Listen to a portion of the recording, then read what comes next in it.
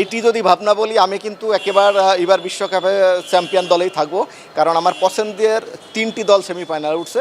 আমার প্রথম পছন্দ হচ্ছে আর্জেন্টিনা, কারণ আমার যেই প্রজন্মের মানুষ আমরা ম্যারাডোনার খেলা দেখে বড় হয়েছি। ম্যারাডোনা আমাদের হৃদয়ে আছেন, পরবর্তীতে তো মেসি, এবং মাঝখানে জিদানের খেলা দেখে আমরা ফ্রান্সেরও ভক্ত ছিলাম আমি।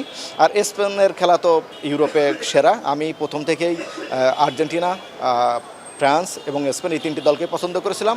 সৌভাগ্যবশত হোক আর যেভাবে হোক 3টি দলই ফাইনালে। তবে সবচেয়ে বেশি শুভকামনা থাকবে আর্জেন্টিনার জন্য, তারপরে শুভকামনা ফ্রান্সের জন্য। আসলে আমি আর্জেন্টিনা কাপটা জিতুক এই জন্য না, আমার কাছে মনে হয় যে মেসি অমরত্বের পথে, মানে শেষ ধাপে।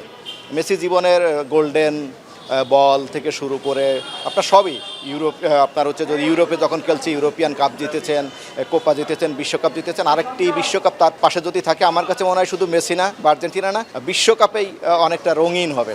এই জন্য আমি চাই বিশ্বকাপটা আর্জেন্টিনায় জিতে, এবং সেই সাথে গোল্ডেন বুটটা যেন আমাদের মেসি পাই, কারণ মেসি গত বিশ্বকাপে 8 গোল দিয়ে এমবাপ্পে পেয়েছিল, 7 গোল দিয়ে মেসি। এই বছর আমরা চাই যে এমবাপ্পেকে ওভারটেক করে যেন মেসি পাই। মেসির জীবনে একটি অপূর্ণতায় আছে, এটা পূর্ণ হবে ইনশাল্লাহ।